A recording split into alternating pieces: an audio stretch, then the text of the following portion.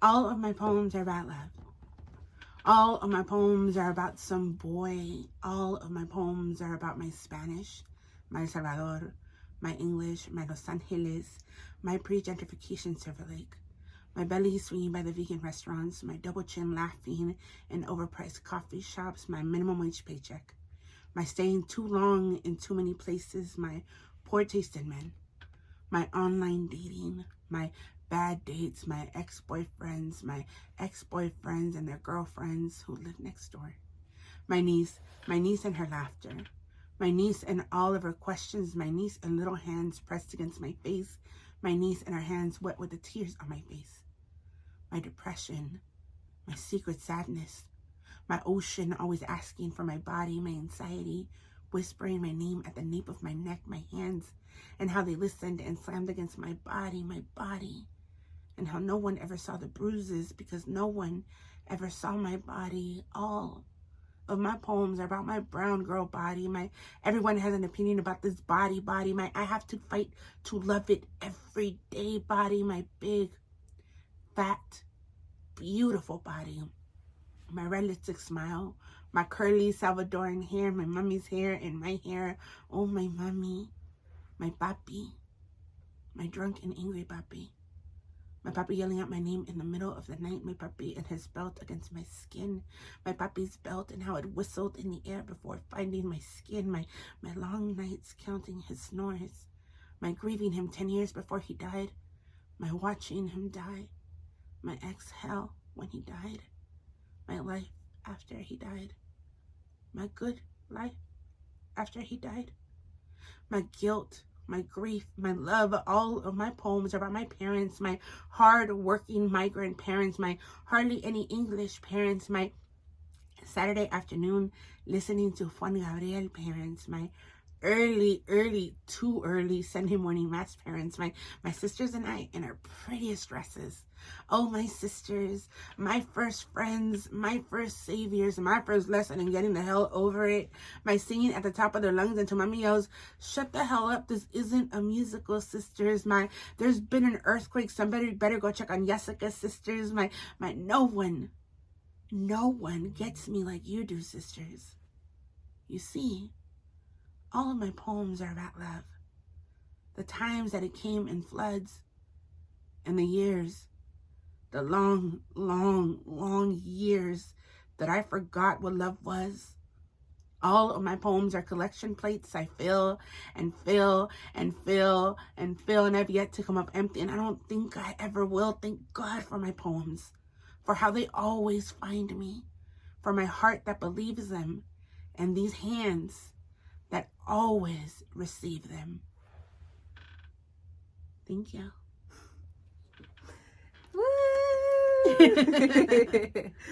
Damn, that's crazy. You do such an amazing job of putting people in that moment and just like visualizing what you're saying. Thank you. Can you go ahead and introduce yourself, please? Yes. Hi, my name is Yesika Salgado, and I am an LA-born Salvadoran poet that grew up in Silver Lake, and I write about my life, my family, my community, and my fat brown body. And so you've lived in Silver Lake your whole life? Yes.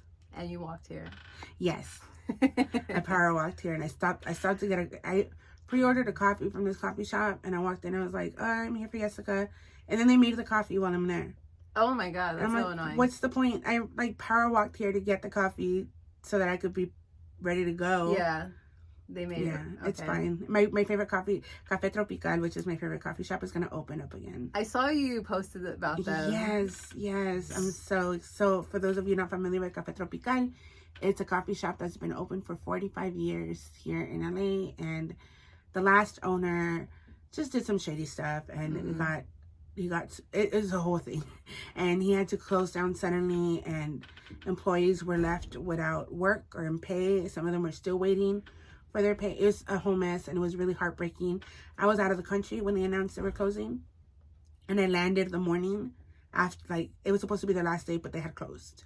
Oh no. And so I didn't even get to like have my last guava and cheese or my last café con leche. And this is the coffee shop where I wrote all of my books. Oh man. Like it's a special place. I got interviewed for the LA Times for like, I think we were there for like 6 hours.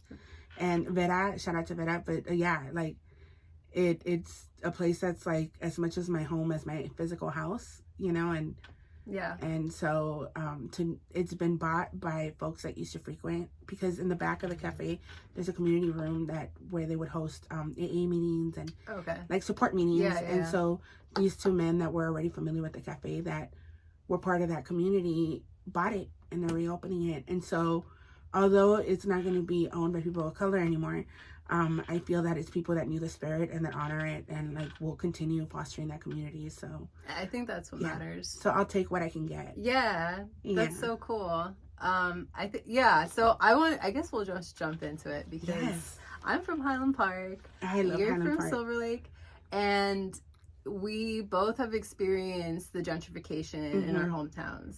And how has it made you feel throughout like this whole period of time? Because for me personally, it's been like a roller coaster in some way. A lot of different feelings that I feel frustrated by, like, and then there's like parts where I'm like, okay, this is cool, this feels safer, but it's also just like, and then I'm like feeling guilty. How do you feel about everything? Yeah, first, I have family in Highland Park, and so I'm very familiar. I have my cousin and his family, they live by Franklin High School. So like I've seen, just from going back over there and like hanging out with them for like the last 15 years, I've seen how much it's changed. Yeah, a lot. But here in Silver Lake is it's the most gentrified neighborhood in LA. I mean, like at this point, I don't even know if I could still say it's gentrified. I think it's just completely. This is what it is now. It's just it's become like an extension of West Hollywood. It feels, you know, and that's enraging for me.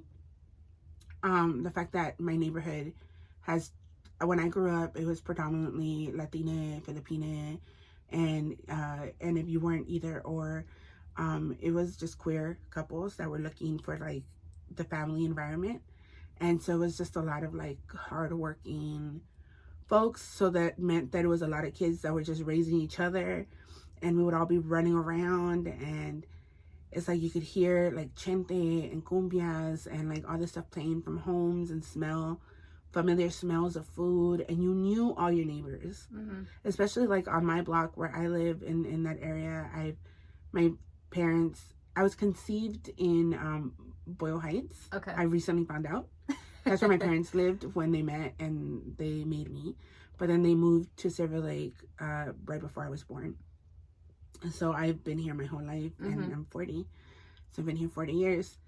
Almost 40. Wait, I was like, what? You're 40 years old? Yes. You do not look 40. I've been given good genes. You have good genes, yeah. And I'm a late bloomer too. I spent sorry. Yes. Oh, sorry. I was off the microphone. No, you're good. That stupid bar. Oh, there you go. Yeah. That good? Yeah, that's great. Okay. Let's turn it this way so that I could be right. There you go. Okay, cool. That's good. Now you can see my face. Yay. Okay. Okay, yeah. So I was a late bloomer, and so I feel like even my maturity is like a decade behind. So in my heart, I'm 29 years old. But I'm actually your energy 39. is really youthful. Yeah, and I thank you, and I hope to remain that way.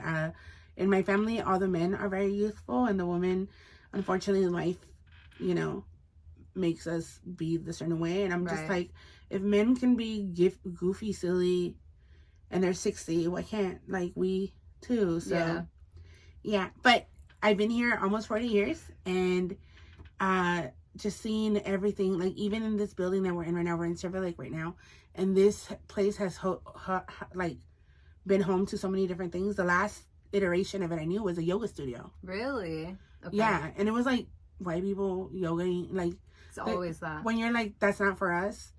And that's what I grew up with. Gentrification started happening maybe like around my high school year, and then it got like more aggressive when I got older. But us like POC kids in the neighborhood, we kind of, it wasn't spoken, but we kind of understood that there were certain spaces that weren't for us. Right. Because they were like very white spaces, you know, and this isn't to like say that like I'll leave it there. But yeah, no, I mean, calling whiteness is whiteness, and sometimes it can be really aggressive, and so it started off like that, and so then it started off with hipsters, and so all the hipsters were around, and we're like, oh, whatever, and then it just kind of came in like full blown, like it felt like a gut punch, where almost every storefront is different, and I have a poem that I started off with, like I could tell you what every store was before the gentrification, and I can name every street between here and Echo Park, just because that's what I grew up doing. It makes me so sad that like there's a whole generation that doesn't even know what was here before and how vibrant the community was, and then we were more than coffee shops and yoga studios. And I feel like I really wanted to. I talk about gentrification a lot in like a few of my episodes, especially my earlier episodes. And I really was excited to just like hear your description of like, and I know you're not done yet, but like I am so excited to just hear your description of the details that for me, I have a hard time expressing. I'm really bad with my words. This podcast helps me like practice, but I've experienced just so much frustration. You're right. Like a lot of the new people that go into Highland Park, they just see it as what it is and not have any idea of what it used to be. You don't know how pissed off I get when an Uber driver drops me off. And then he's like, oh, this is where you live? And I'm like, homeboy, I live in the same little I live in a tiny 2-bedroom house. And we have a yard, and like, you know, it's our little space. It's run down. It's there. I keep saying I want to buy a house.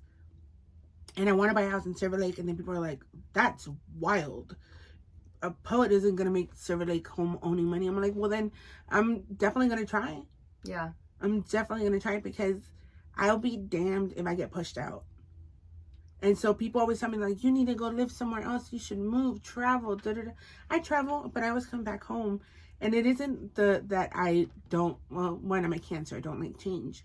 But two, it's become more of a stance, too. And I've self-appointed myself to be the historian of Latina life in Silver Lake. Yeah. You know, and to who we were at that point, and it's so, even like I went to pick up my nephew at the elementary school, and I went to the same elementary school, and even seeing all the kids come out. What elementary school is it? Michacharena Elementary. And seeing all the kids come out, and then be like little blonde, you know, it's cute, little cute kids, but they don't look like us. Yeah. They don't look like us. It's different kinds of people, like waiting with the parents outside, like you stick out like a sore thumb because you're not like a granola mom, you know, and you're not a Silver Lake, you're not a cool hip Silver Lake mom. Yeah. I roll up there in my sweats, like all frazzled, and get on the bus to take my nephew home because I don't drive. Yeah. And I mean, I enjoy my life and my lifestyle, but it's just like before it wasn't different than everything around us, and it's changed. The you know, socioeconomic makeup of this neighborhood is completely different. And before, you would just see like señoras and picking up, and then they had like their 3-4 kids, and sometimes they weren't even all theirs. They were just picking up, like, there's the one lady on the block that's just like, oh, I'll just bring your kid home with mine. And stuff. Yeah, and so there's like the one lady coming home with like 8 kids. Yeah. Because she offered to everybody in her building or whatever. And like those are the things that I it still happen, but not as frequently. My mom was a house cleaner, a housekeeper for many years. And she's retired now. I was able to retire her, thank goodness. Nice. But she used to take the bus with the same ladies every morning. And I used to, before I had my platform or whatever, like I felt like that same feeling of like being greeted in the street or whatever, like I used to have that here in Silver Lake, because everybody knew us, because we all knew each other. Yeah. But it was dangerous, because like when I was having boyfriends and I wasn't supposed to, they'd be like, oh, I saw your daughter over there making out with a boy, and you think your daughter's an angel, but she's a demon. And I'm like, oh no. And like, yeah, kid me was just like, I hate this. But now I'm just like, that's community care. Yeah, like, exactly. You know, they were all collectively raising, and we knew the badass kids and the good kids, and And there's none of that. Now the fences got taller. Yeah. I don't know. I can't name any of my neighbors that have lived there less than 10 years. So if they've been there more than 10 years, I know them. Because they were there from when we were there. And maybe it's like a handful. Right. But other than that, I can't tell. I'll leave it with this. My friend was on a date with a dude. And she was supposed to hang out with me afterwards. I showed up and it became like a trio date. Okay. Because the guy was hella cool, and he thought that I was cool, and we were just kicking it. Yeah. And so then I asked him where he lives. He goes, Silver Lake. I'm like, where in Silver Lake? Because people be saying Silver Lake, and they're like in Koreatown. Yeah. And I love Koreatown, but like, call your neighborhood what it is. Yeah. And so then he's just like, oh, I'm in Silver Lake. I'm on this street, and I'm like, no, you're not. And then I'm like, what part of it? Because my street cuts into, and then he's just like, this part, and I'm like, what building? And then he's just like, but I hadn't told him yet why I was asking him those questions. He's like, what? And I go, what building? And then he's just like, this building. And I was just like, shut up. You live 2 doors away from me. Oh my God. And then he goes, I do? And I was like, yes. I'm like, and then he's like, I know he's here. And I'm like, if I saw you, I probably dogged you. and that's, I met around my neighbor. And then after that, we started waving. Yeah. At each other. But then I was just like, you're a gentrifier, right? And then he goes, yeah, I'm not going to stay here long. Oh. Don't worry about it. He's super cool. He's like living in Cuba now, I think. It's nice when the people that do gentrify are part of the gentrification. It's nice when they're aware that they're gentrifiers at the very least, right? Because people of color could also be gentrifiers. Yeah. And I think that's my thing too. Like, if I were to go buy a home somewhere else, I would have to be very intentional about it. Because I wouldn't want to help to the gentrification of somewhere else. I agree. So I'm like, my best call is just to buy a house in Silver Lake. I could go buy a house anywhere, and I'm just taking land back. Well, it wasn't, it's indigenous land, but you know what I mean. Like, I'm still reclaiming it's still your community. Is my community. I feel the same exact way about Highland Park, and there's a part of me that when I moved, I had to move for just like finally getting out of my parents' house and like the mental type of space I just needed. And then it just ended up working out for me in the long term of things. But anyway, in my head, I was just like, I want to still keep fighting to stay here because this is where I'm from. And like, I want to have a business here. I want to like create better community in my hometown than what it is right now, because I also feel like initially when I was like a kid, I didn't feel like Highland Park had a big sense of community, and I think that's what was like kind of easy, or how it was easy for it to get gentrified so fast.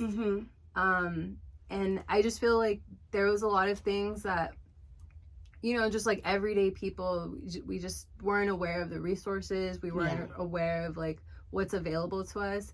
And then also it was like kind of gang territory. So a lot of people were inside their houses all the time. And, we knew our neighbors. My dad actually grew up in the same house, so he knows everybody on the block. I love that.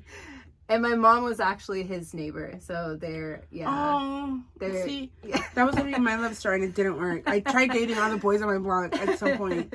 If not, we at least made out with all of them, and none of them stuck. So I tried. Yeah. So for me, it's such an emotional connection, and some people get annoyed with me talking about it all the time, but like, I just don't know. I haven't come up with like the perfect words to say for just my feelings towards Highland Park and how much love I have for it and how much frustration I have when I see it now. And it irks me to honestly be there sometimes, unless it's like the very few spots that have stayed there since I was little, And yeah, it's infuriating. I remember that in 2011, I went on this kick where like I wanted to train to like walk a marathon. I don't know what I was doing, but I would walk about 3 to 4 miles a day. And this is when my knees were still working, and so I'd be walking around. But I remember even then I would get so angry because all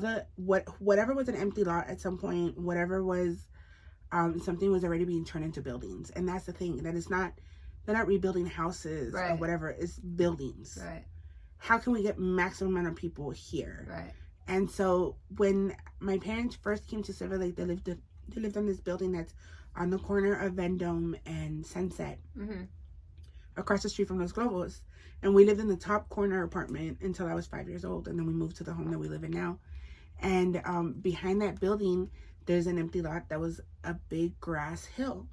And my cousins and I used to go play in that hill. We would find cardboard boxes, or like there was like this abandoned pool, you know, the hard ones. Yeah. And all of us kids piled in there. All of us kids piled in there, and we would like come like it was like a dirt lot that we would play with. Yeah. And then when I was walking one day, I saw that they started building there, and I cried. And I mean, like, realistically, that was eventually going to belong to somebody with an empty lot. Right. But it just feels like it's so aggressive all the time, and so like there's no care for what they're bringing to the community. I agree. On Silver Lake Boulevard, if you're taking it down by the 101, by the gas station down in that way, there's like been 2 buildings that popped up. There's a Target there now, and like it's a small, like a city Target, smaller one, but it's a Target there now. And like, sure, like some initially it's just like, oh my god, we have a Target walking distance. But I'm like, no, but what about the liquor store across the street? What's going to happen to the liquor store? Does the Target have a Starbucks? Because then what's going to happen to the donut shop? What's going to happen to the little Mexican spot right there if there's like X, Y, you know? Yeah. These kinds of things. And now there's all these people. Do the buildings have parking? Because we already don't have parking. Yeah. And it's these questions like the empty lot next to Los Globos, that was their parking for years. Now it's a high rise. They're going to build apartments there too. Luxury. And it's all luxury apartments. And I'm like, go be luxurious somewhere else. Like, you know, like we need other things other than buildings and more people. Right. And then now we can't even move. Right. It's a mess right now. It's a hot mess. Like Northeast LA is like right now, it's just, I hate the word hot because I hear a lot of real estate people say that, and they say hot as in this is the neighborhood that's hot right now. Yes. As if it's like a place to hit up or like a place to just like, I don't know. No, I completely agree with you. Like the it being so trendy and desirable. And it's funny because we're right off of Sunset right now. And in Silver Lake, Sunset divided the desired Silver Lake and the undesired Silver Lake. Because if you go south of Sunset, would it be south? Yeah, south of Sunset, you're closer to the 101, and you know, wealthy people don't want to live by the freeway. Right. And so that's where we're all at. You know, we're all on that side, and we were running around, and there were gangs and all this other stuff, but it was like, it felt so familiar, like so. Paul's, the liquor store across the street, had a tab. So my sisters and I could come and be like, hey, Paul. And then I'd be like, I got a soda. And then he'd put on the tab and then just charge my dad later. Or my mom or whatever. Like and then once I was old enough and I was working one of my many service jobs, I got paid every 2 weeks, but I needed to buy a bus pass. Yeah. I could put it on the tab and then I could just pay it back or whatever. And it was like, he took care of the community around him, because he could have been like, no, get out of here, come back when you have the money. Yeah. But he did things like that. There's if you go to the coffee shop Bodega Park, right next to it, there's like a pet store. Well, the woman that owns all those places, she's still there. Mm-hmm. And she's, you know, and those are the things, like they've all changed. And they're where the Sugar and Bronze place is, the sugaring place now, that used to be a pharmacy that was ran by Tom, I think. And Tom was the kind of guy that he told my mom, if we're close but you see the light on and one of your girls needs something, because it's 3 of us, just knock on the back door. Mm-hmm. And so she'd go over there, like, you know, Yesika has an ear infection, or Julissa has a toothache, and he'd be like, here, whatever. And that's what you lose when gentrification happens. Yeah, it's like the small community, like just people kind of having one-on-one interactions with each other and just like keeping it very whole. Yeah, and it's people that aren't looking for. Here's the thing: a lot of people in gentrification are looking to just have access to luxury, easiness, nice things, right? Gaining, yeah. And then before that, the people that are there are building homes. They have homes and community, and Right. and they want to raise their families some places. And the thing that's happening right now that I feel that's happening in LA is that, and it's been happening for a long time because Hollywood's here, is that people come not searching for that, searching for other things, and then have to do other jobs or whatever to like get them by till then. But then they become frustrated with the city because things are not happening for them, but they're not taking care of the city they're coming in and they're asking from. Right. And so it becomes a cycle. I'm tired of the podcast girls talking about everything they hate about LA. And I'm like, then go back. Same.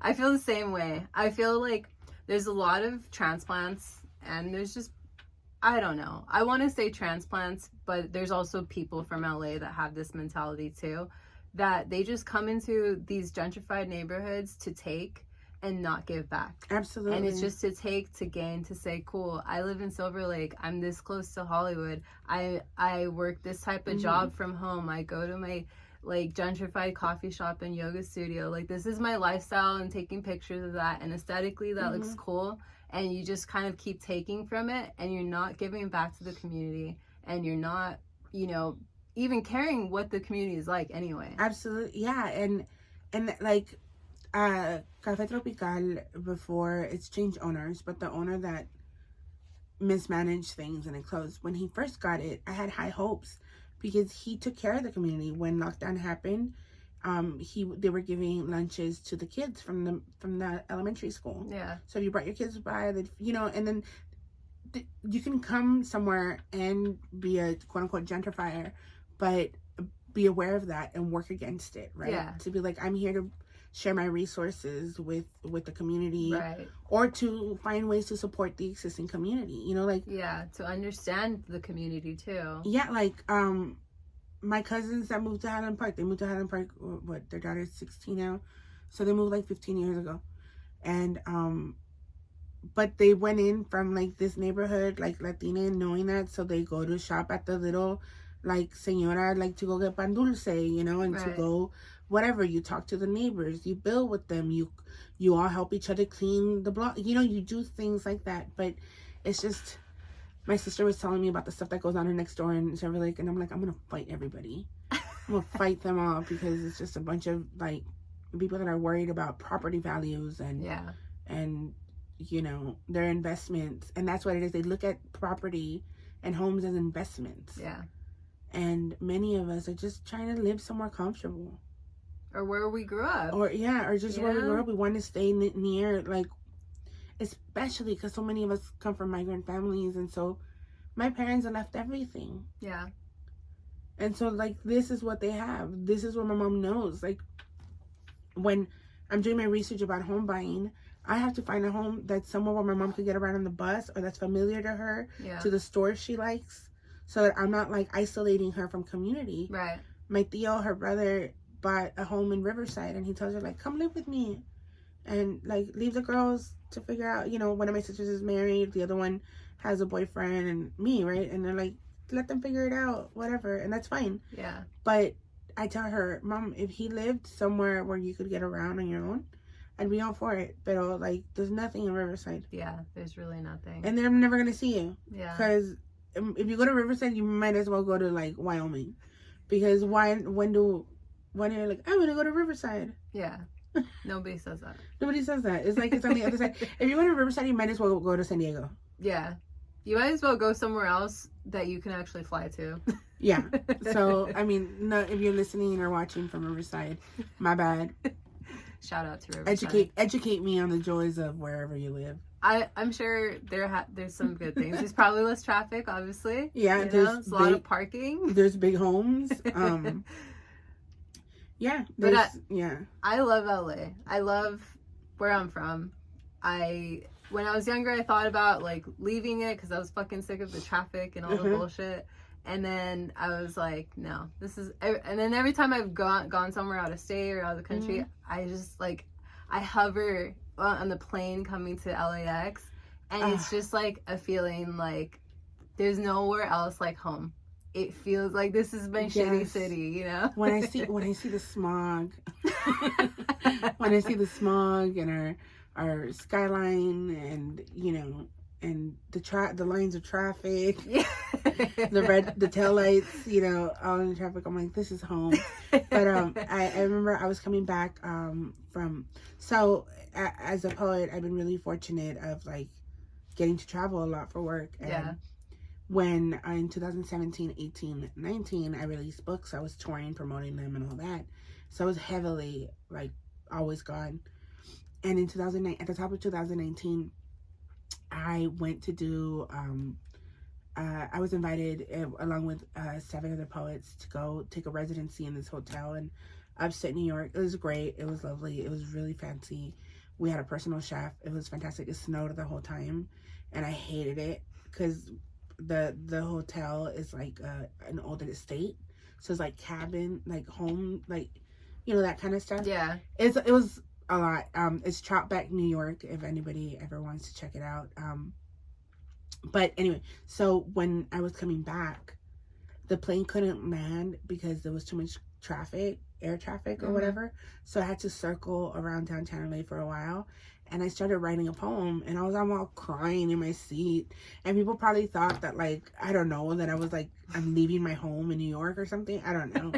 But I was going through it, writing a poem. And it's my poem, Casamiento. It's my love letter to LA, and I wrote it. Yeah. And I call my readers my mingos, and it's one of the most loved poems that I've written. But I think it's because the love is palpable. You know, it starts about, like, I'm talking about LA like a lover. Yeah. And I purposely mention only communities of people of color. Yeah. You know, because that's the parts that I acknowledge. That's LA. Yeah. Right? Because I worked a lot of service jobs all on the West Side. Yeah. So I have a complicated relationship with the West Side. Like, I love it in the sense where, like, I spent a lot of time in it. But I was like, I did a lot of crying in Westwood, a lot of crying in Santa Monica. I hate Santa Monica. I used to work at a building, 2020 Santa Monica. It was a medical building. I was in the parking garage. And I hated it. I hated it because it was like, it felt like there's nothing. Yeah. There was nothing there. But then I loved Third Street Promenade and Santa Monica Beach. So I would always just go to the promenade afterwards and go to watch a movie and walk around and then go sit at Ocean Park. You know, the one that's right there. Like, there's a park, but it's up on the hill. It's like it's up on a cliff, so you could see the beach, but the PCH is still beneath you and all that. Yeah. But they have benches there. I used to go sit on those benches and feel like all existential crisis. Yeah. All those like, feelings. Yeah. One day, I'm not gonna have to work this job I hate, and I'll be a full-time writer, and it happened. I was gonna ask you, but actually we'll just follow up with it because I still want to touch a little bit about gentrification. Of course. Let me just ask you the question about if you've always wanted to be a writer, and don't answer it right now, just remember it later. I have like a attention problem, so I don't remember things. No, you're good. Like, okay, you're good. Okay, you have your list, and we'll go down. We'll go through the list. I wanted to hear what you think about the building in downtown LA that like got all hit up, and like it's 27 floors of graffiti on every level. You know what? I realized the other day that I didn't share anything. I didn't really talk about it. And not on some, like, I don't approve. I think it's dope. I think it's super dope. I grew up around taggers. My first love was a tagger. And you don't know heartbreak until you see your boyfriend's piece next to a girl's name. Yeah. And I remember seeing his name, Loves, blah, blah, blah. And I was like, oh. That's like a stab in the heart. Yeah, because it was like on a billboard. Yeah. He, like, hit up a billboard. And I was just like, damn. I had to see that on the bus on the way to school. Yeah. It was awful. But I think that it was amazing. I think that the level of organization that it took, community, stealth, you know, I think and they've continued to add even now after like all the hoopla and everybody's angry and there's more surveillance and stuff. They're still adding because now there's like Free Palestine on there, and I love that the city is basically saying like, nah, fuck you. Like, you came and you dumped this shit here. You didn't finish it. You took our taxes. Yeah, you took our taxes. You did us dirty. Yeah. And so we're gonna turn it into what we want it to be now. Yeah. And I think that we should do that more. I think so too. Yeah, and I think it's dope. I think it's super dope, and And I love that it's opening conversations and it's educating people on like what happens when these sky rises are being built, Right. and how much goes into them, and how easily it can go wrong, and how it literally depletes a community. And you know, always leave it to the artist to find a way to like Right. turn something into something else, or to reappropriate something, you know. And I love it, and like I love seeing names that like I've recognized, that I've seen around LA like my whole life, you know, like MTAs, like there's so many specific names, so many crews, so many like legends of graffiti that like hit that up, and I'm like, yes, that's so dope.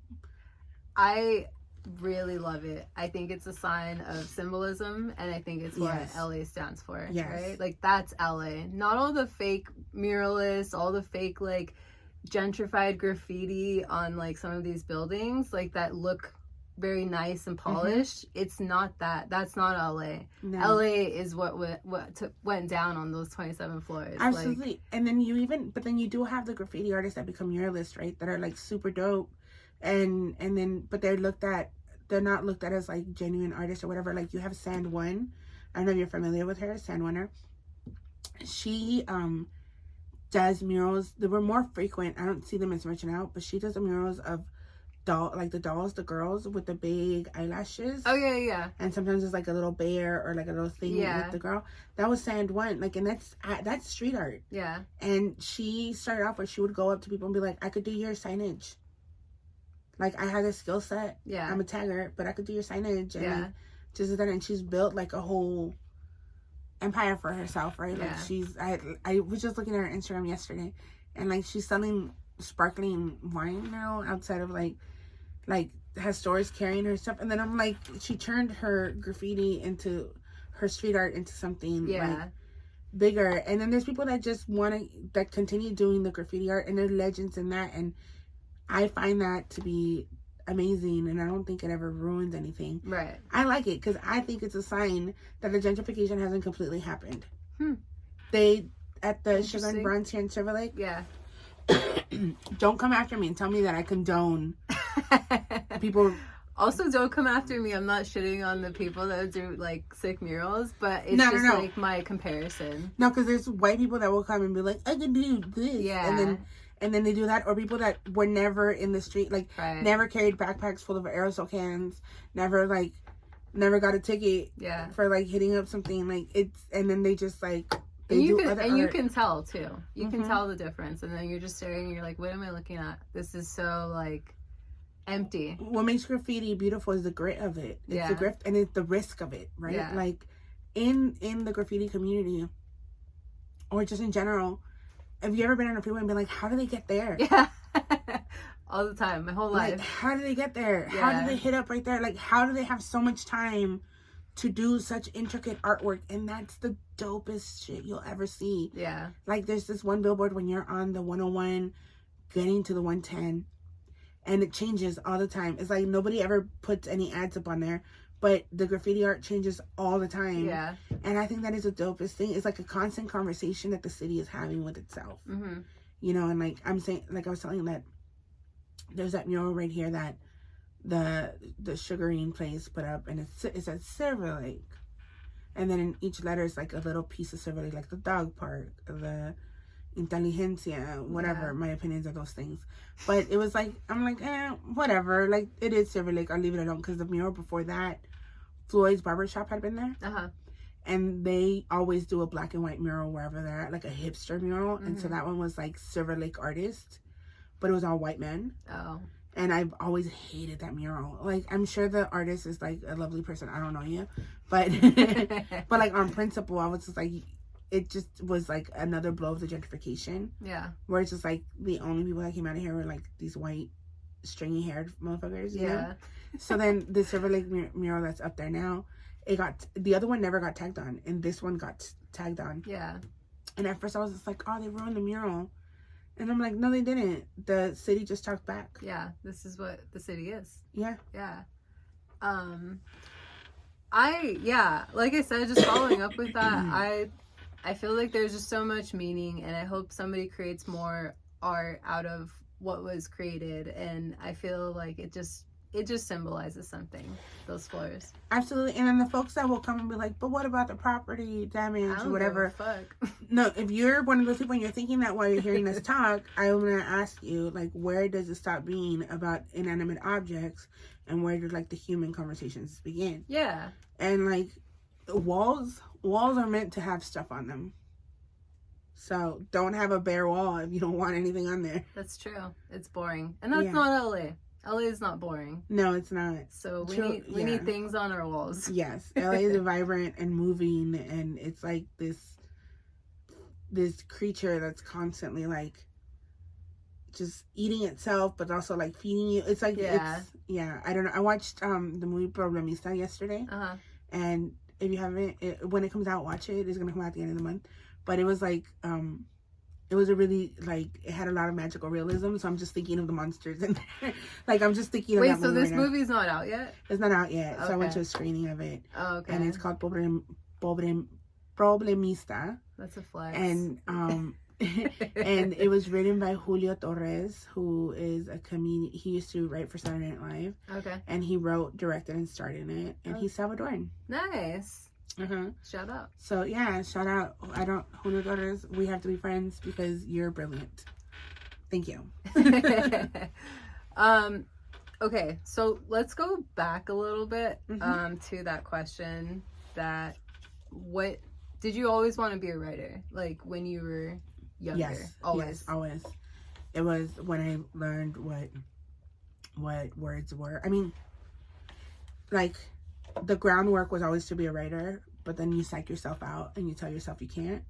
So then other dreams, quote unquote dreams came, but they're all part of the same thing. I always said I wanted to be a writer. My father wanted me to be a teacher, so for a while I was saying I wanted to be a teacher. It's the same thing. Yeah. As a poet, I'm constantly educating folks and, doing being a teaching artist and things like that. And then at some point in my teenage years, I thought I was going to join a convent. But I feel like that was still part of the same thing, where it's like being of service to people. Right. And belonging to like a larger entity. Yeah. And and I started writing in the first grade when I learned how to write. And it's been that ever since. And I can always remember having a journal or having like scribbles somewhere, dreaming of having a book on a shelf. I didn't dream for the career I have exactly right now because I didn't know it was possible. I didn't know spoken word existed, poetry, like performed poetry existed. So I always thought that I would just publish a book somewhere and then whatever, right? Yeah. But I dropped out of high school due to a lot of things, and I started the plan was to get my GED, go to a 2-year, then go to a 4-year and get a degree or whatever. That didn't happen. I started working and things like that, but then I found spoken word and poetry open mics, and I was always like, I would find a way to be at the Poetry Lounge on Fairfax and Melrose every Tuesday.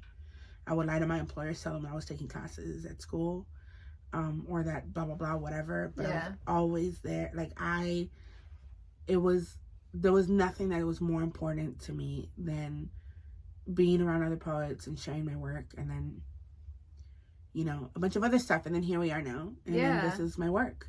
Damn. Were you always like into reading too? Oh, absolutely. Oh, yes. Okay. My dad, my mom and dad were very strict parents, and very old-fashioned, very, very proper. And so my mother, what she gave us was church, right? Like church every Sunday, involved us in other things. And my dad, what he gave us was the library. And so he would take us to the library. When I was in the 3rd grade, he had a heart attack and was disabled for 2 years. I didn't understand at the time. I'm like, he looks fine. But, he was figuring out his illness, was diagnosed with diabetes, and was just like figuring out his health. My father was an alcoholic, and so that was a big factor in that. Yeah. And so for 2 years he was sober, and he was on disability, and he was home, and so he'd take us to the library on our bikes and never monitor what we read, but like as long as we were reading. And after school we weren't allowed to watch TV. We could do our homework or read.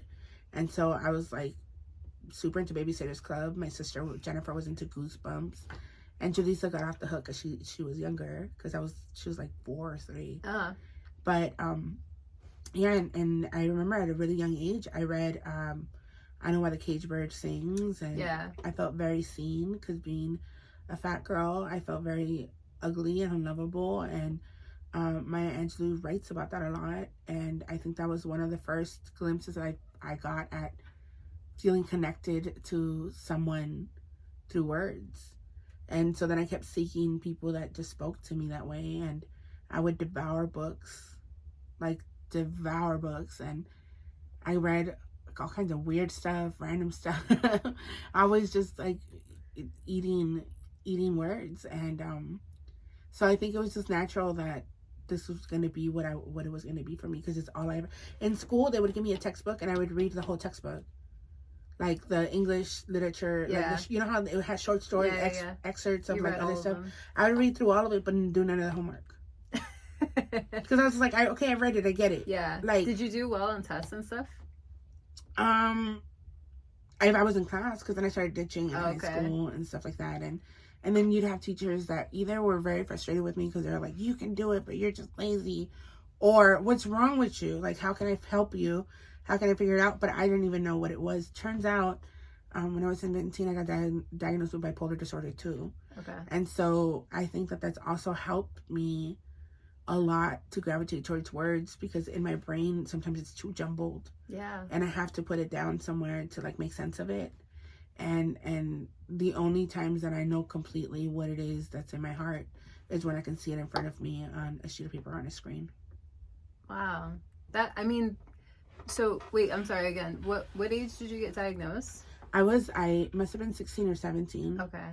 Yeah. And when you got diagnosed, was that like, how did you process all of it? Did everything make sense all of a sudden, or? Nobody processed anything.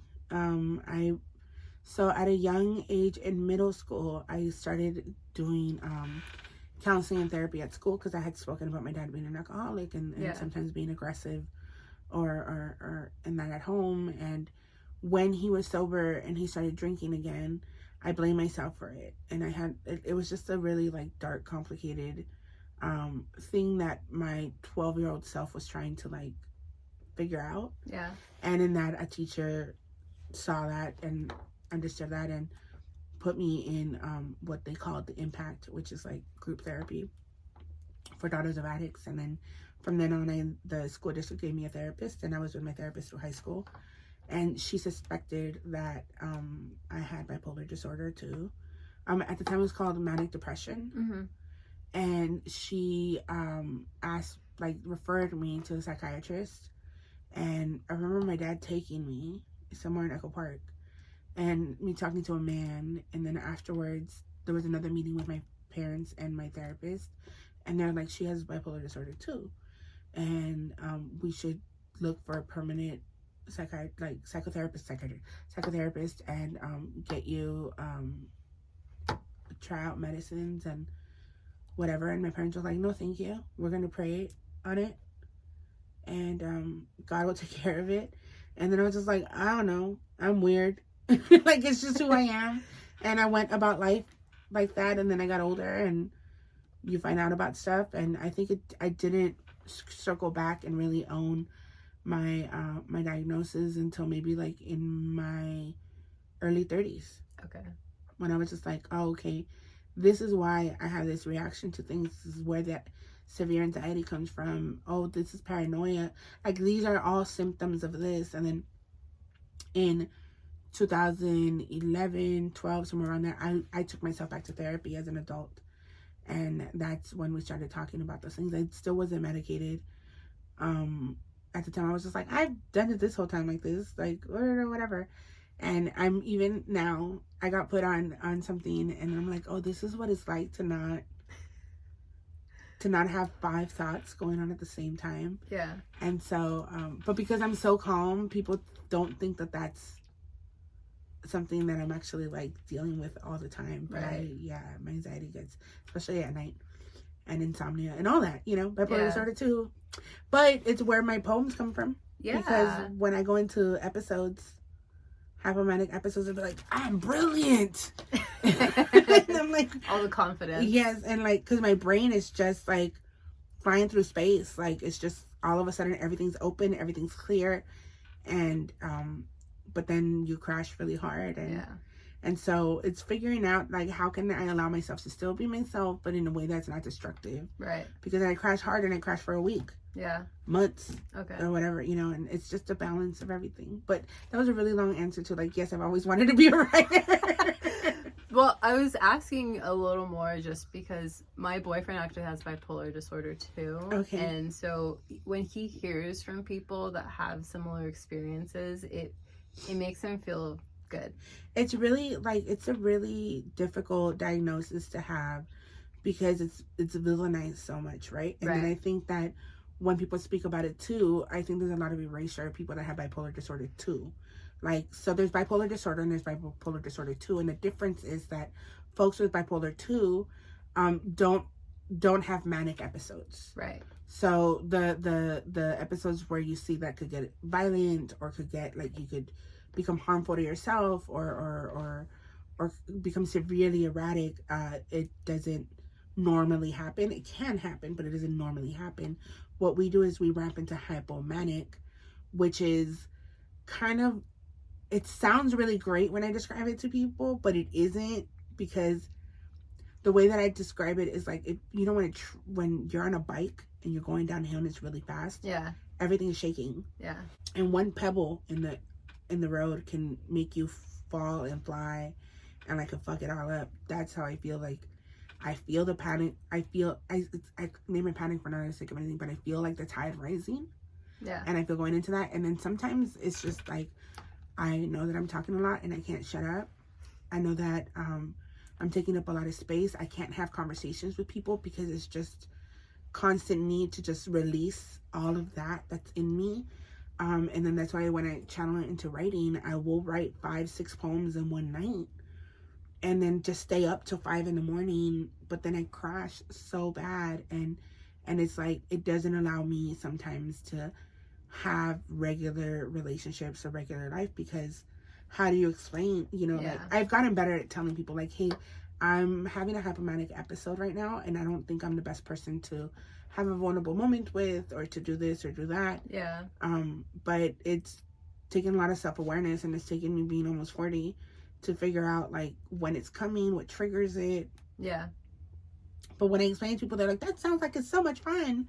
I'm like, not at the toll of my own like physical health, Right. And from, just my partner, when I see him experiencing it, he's also very like, he seems very collected and just like calm and like, but everyone only sees that on the outside. And when we're home, like, I know he's going through some shit. I know, like, he'll tell me too. And it's just like, all I could do is like listen and try to understand and not make him feel like he's, this freak, right? Because I feel like a lot of people they like make bipolar people seem as if like they're just like, I don't even know, just like something to look at, like as like they're like a show or something. Absolutely. Like, I remember that I would be so worried about telling my partners that I had bipolar disorder, because then I'm like, they're gonna think I'm crazy, and men already call women crazy. Right. So I'm gonna give them I'm giving them permission to be like, this bitch is crazy. But I was involved with somebody on and off for 10 years, and I remember when I told him, it was just like, okay, this is okay. And then I was like, and this is what happens. And then he's like, yeah, like, I figured, I noticed some of those things, but it's like, it's fine. It's who you are. You're good. And I was just like, what? Like, it's that easy? It's that chill, And I was fortunate. I didn't know that he had a bunch of stuff going on, but undiagnosed stuff going on. But that's what people was like, this is nothing compared to what's going on in my brain, But it's really taboo, and it's kind of made fun of a lot in pop culture, right? A lot of people, it sucks because obviously everyone always talks about Kanye West, and he has bipolar disorder. I don't know which one he has, but I think he has like bipolar disorder, not bipolar 2. yeah. So he, you know, he goes like on his episodes, Yes. and the whole world sees it, and then they think that that's all bipolar disorder is. No, because I mean that is bipolar disorder, but it also is like a bunch of his own personal stuff, trauma, and like machismo, and amongst with many other things. Like, I try not to publicly talk about Kanye a lot, not in some like I like there's some stuff that I'm like I can't get behind, that like his anti-Semitism and all that, like that's wild. But I also like feel some kind of compassion towards him, because it's so hard for men to have conversations about mental health and to accept the help and to be in that and to just be allowed to not be okay. Right. And I feel like a lot of that plays a part into who he's become now. Right. And who he will be. I think that people treated him like he was something to be handled. Right. And so that's made him now be like all like a loose cannon, because it's just like no one's gonna handle me. He's frustrated. And, and then you've had that happen with other celebrities, like with Britney Spears, and she doesn't have bipolar as far as I know, but those are people that would put, like, we've seen how that can happen, and I think he saw his life headed in that way, put on a conservatory and all that kind of stuff, and so like he wilds out. I don't know his thoughts and stuff, but I know a lot of people that are like in his circle, and sometimes I'm like, you got good people in your circle, and I don't know what's happening, but the consensus is that there's no controlling him. Right. And there are some parts of Kanye that I like do respect, in the sense where the entertainment industry, I feel like it's completely shit and toxic, and I think there's a lot of sick people in that industry. And I feel like he's very upfront about it, and he's very like not trying to hold back on like the bullshit that goes on in there that's being normalized in the entertainment industry. Absolutely, especially as a black man. Like there's things that probably are unimaginable to you and I who are not black, what he's lived like. That's why I'm always cautious about like this is a genuine conversation that we're having, but sometimes it's a lot about like, do you support him, yes or no? Right. And then I'm like, I mean, no, I don't support the nonsense that's going on, but I also like know that I am not a black man in America, and that plays a big role in what's happening, or the things that led up for him happening, that like becoming the person that he is now, Right. And Ye is a different person than Kanye was, and he's told us that he changed his name. Right. And I feel like we need to listen to people when they're telling us who they are and what they're doing. Right. And I think it's like that's a lot of the pressure too. Imagine like feeling so removed from who you were before that you changed your name, but people still insisting that you're that like, person. We missed the old one, and you don't even know how to go back to yourself. This is a good transition, because I don't want to talk about Kanye like the whole time. I actually want to talk about you. How do you feel, or have you ever felt that people put you in a box? Yes. Oh yes. Even 2 days ago, it was interesting. I made a comment. There's a social media page, right? They're on Instagram and on Twitter and on TikTok. It's called LA in a Minute. And so it's a dude that will report on things about LA in a minute, reporting. And long story short, he was announcing that there's going to be a new area code in LA. Right. And it's going to be over the 323 and 213. And I joked. I was like, now we'll know who the transplants are. Because if you're coming here and you're getting a new LA number and it's that area code, you're not from here. I think it's like 718 or something. 76. I don't know what it is. Something, but it's 7 something.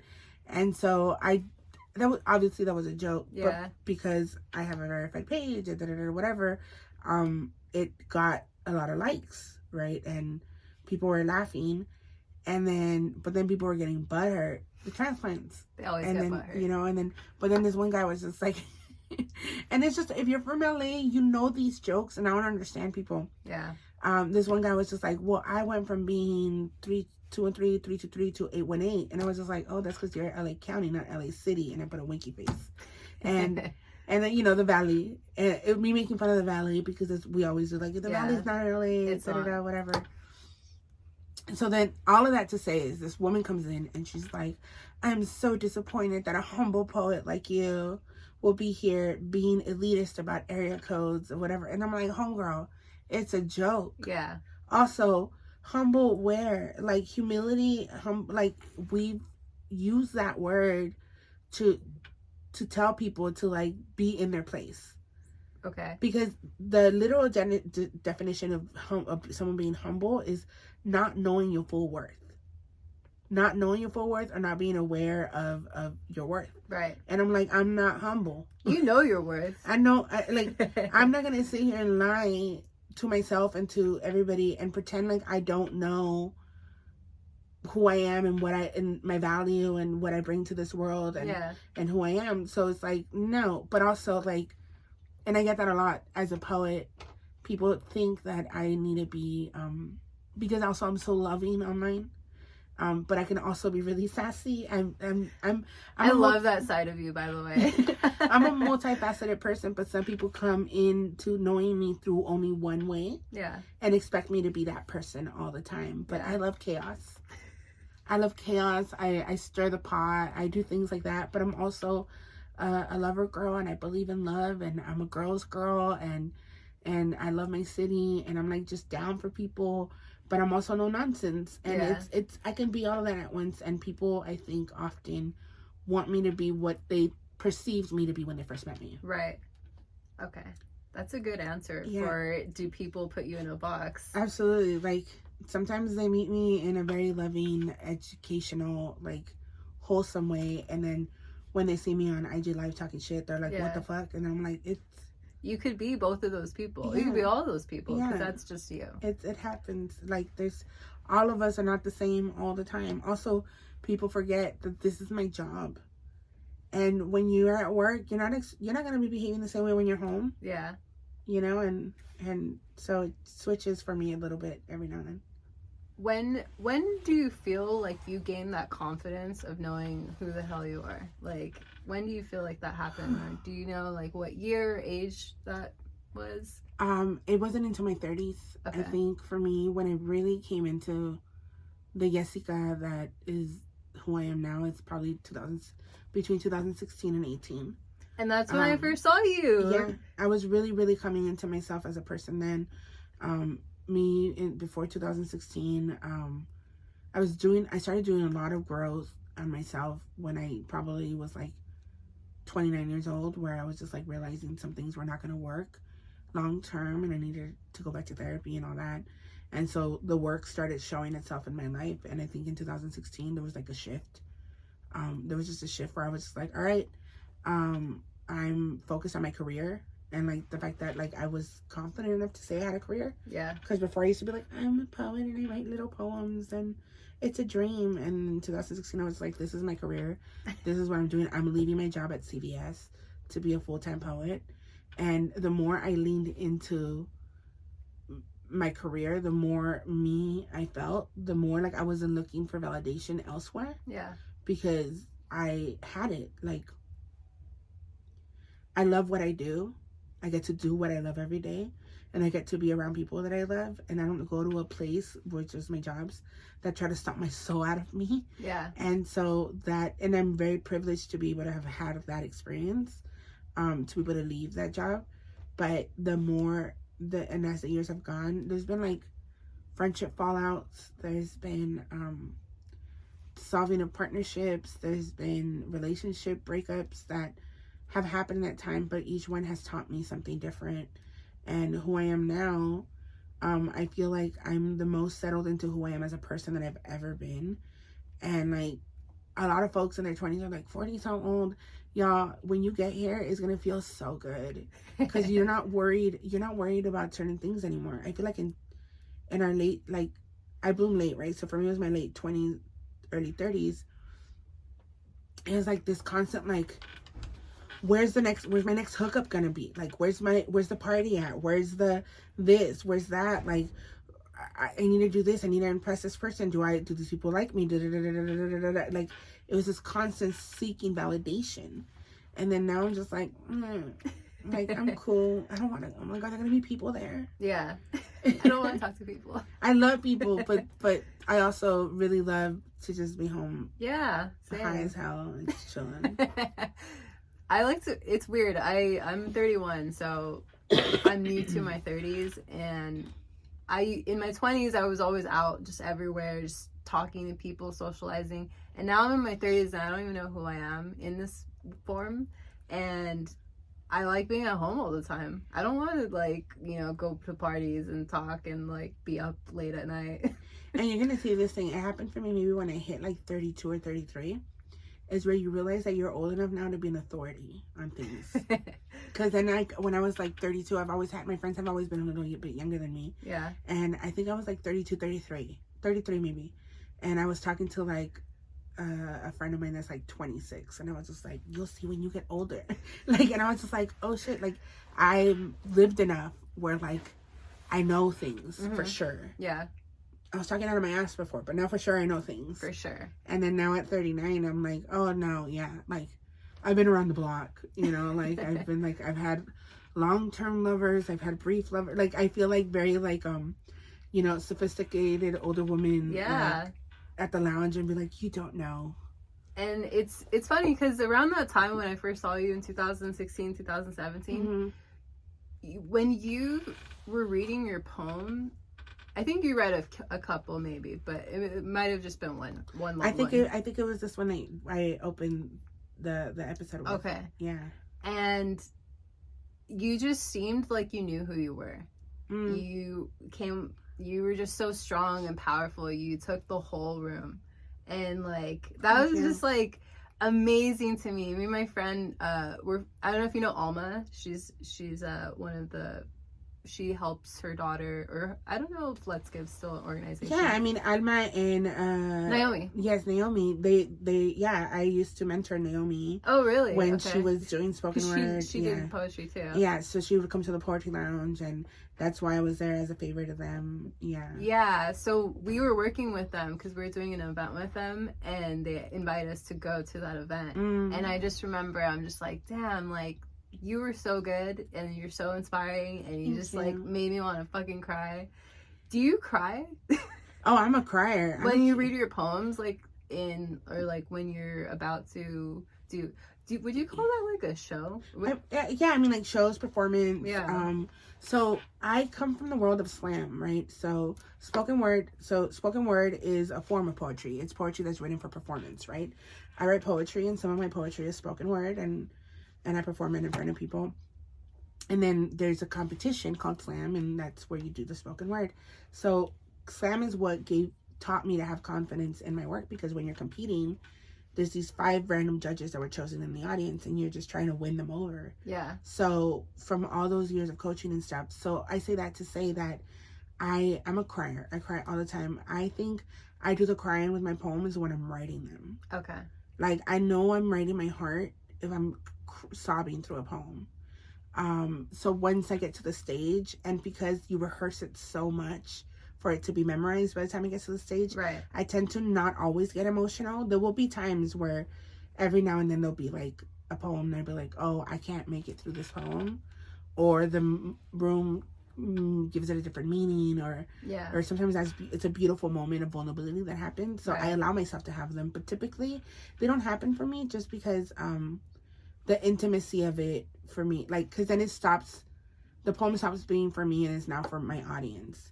So I'm pulling you into a story, and so I think that's where like the tears don't happen. Also, when I cry, my ears clog. Okay. And so I try not to cry on stage, because then I can't hear how loud I'm being. That makes sense. That's a little. So if you ever see me crying, just know that I'm crying and I'm thinking like 5 different thoughts while I'm still trying to remember my poem.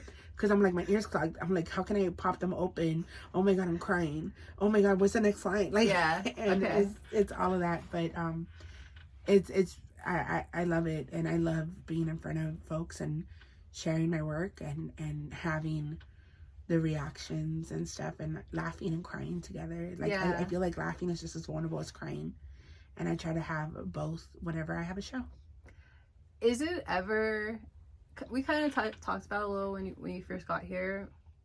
is it ever hard for you to stay true to who you are, or like sometimes maybe you need to remind yourself to like stick to who you are and like kind of, I don't know, just like, I know we were talking about how like sometimes you get excited about opportunities and then you know you have your manager, or sometimes you have to remind yourself to like, all right, this shouldn't be for me, maybe. Yeah. Or like, yeah.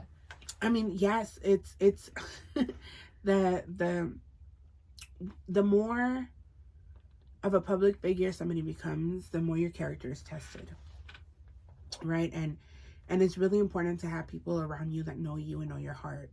Yeah. And you know, like last year I got offered something, and I was just like, is it like, should I do it, should I not? And I went back and forth, pros and cons, called different friends, talked to them about it, got opinion at my mentor, Shion Van Cleve, you know, my other mentor, Javon Johnson, and they're poets, and just being like, what are your thoughts on it? I have people that are poets, people that are not, like Lala Romero from Beradoña, she's like my sister, so like I'll be like, hey, this is happening.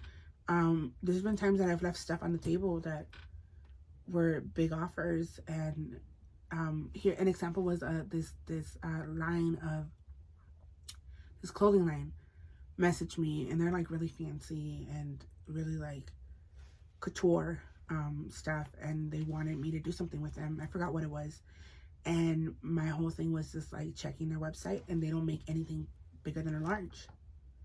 And so I came back and I said, I'm really appreciative of the offer, but I can't work with a brand that doesn't make plus sizes, because my brand is about that liberation, and I can't. And then at the time I had a friend that was kind of managing me, not like, she was just helping with some stuff, and she was just like, Yesika, why did you do that? Like, you should have checked in with me. I would have told you to do it anyway, because this is like a really important da-da-da. And then I'm like, I love you, but no. And then like, that's when you have to know like who you are and what you want and what your purpose is, and make those choices. Like we were talking about podcasts, and for me, I'd rather, it's not about how large a podcast is or how many listeners they have, is does my story align with your story of your podcast, with you? Like, is it mutual beneficial in the sense that like, at the end of the day, it's two people having a conversation. Right. So it doesn't matter how many people are going to listen to it. Like, I mean, it does matter. Like, it does matter. But for the sake of the conversation, that doesn't matter. Right. And so, like, I'd rather sit down with somebody that I know we're going to have, like, a really thoughtful, beautiful conversation than for me to be like, I did it once. I was telling you, I went through these 3 famous white girls. They interviewed me. I'm not going to be dramatic and say them on the podcast. But they interviewed me, and they were great, but I could tell that they were steering away from me speaking about being a woman of color. And I used to be a catfish when I was younger. That's a whole other podcast. But I've seen some videos of you explaining that. And so for this podcast, that's all they wanted to talk about, and that wasn't what I was there to promote my first book. Yeah. And that's, the book isn't about that, you know. And so and I could say, like, when I'd be like, well, as a larger size woman of color, and then like they would like dance around all of that, and it was such a frustrating conversation that I chose to never be put in that again.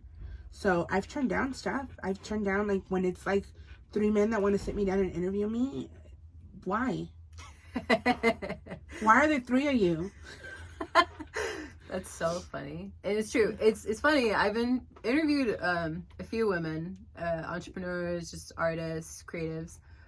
And a lot of these women will tell me, I've done podcasts before, and I'm so glad that you're a woman doing a podcast, because there's so many men that are doing this, and they're very inconsiderate about how they're doing it. Oh, totally. And I got interviewed for this podcast. It was 2 men, and they're cool. They're whatever. But I could tell, like, 15 minutes into the conversation, I had flipped it. I was interviewing them because they had no idea. Like, one of them didn't even know who I was. Oh. And my thing is, like, I don't walk around and be like, oh, you gotta know who Yesika Salgado. Like, no. But if you have me as a guest, do a little research. Or have your intern figure it out. Or if you have an intern, you know, like, have a 1 sheet in front of you. Yeah. And like, those are the things that I come across, and it's interesting because I'm not an influencer. I'm not a creator per se. I'm a writer. Right. And so I do operate like the way that a creator would. Right. So it's like a complicated thing because there's like a lot more nuance to it. And then also there's a lot of like, when you talk to a poet, you're going to talk about feelings and stuff like that. And I try to go around emotionally intelligent people. Right. And men, please educate yourself on that so that we don't have to have these conversations. And right. I had someone else tell me that they went to a podcast, and what happened was a couple of guys, and they didn't even really know who she was. They just looked at her following, and it was like there was nothing there for her, to really go off of.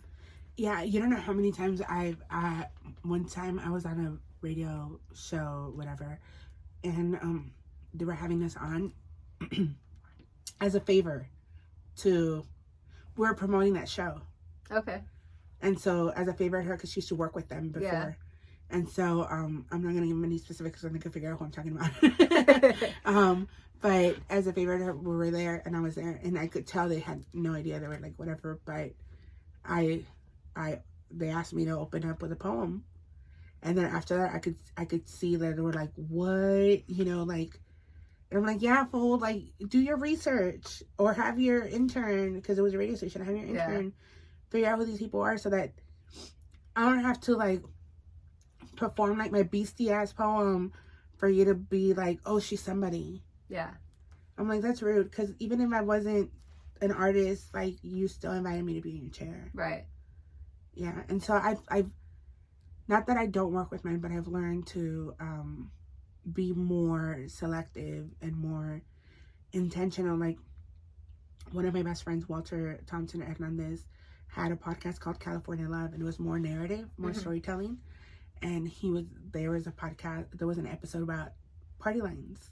Oh. And he's like, I want your story, because that's where I first started catfishing. Okay. He's like, I want your story to be a part of the episode. And so I was like, great. So he asked me some questions, and he's such a thoughtful person, like who he is, but he was raised by like women, and yeah. And so shout out to Walter, I love you. But then his team called me in, and like, so the person that actually like had my full interview was a woman, and that like the things that were brought out of me and the questions that were asked and the thoughtfulness of it was so beautiful. And it's my favorite. And I'm not the only story in it, but my story was used to weave through the whole episode. Yeah.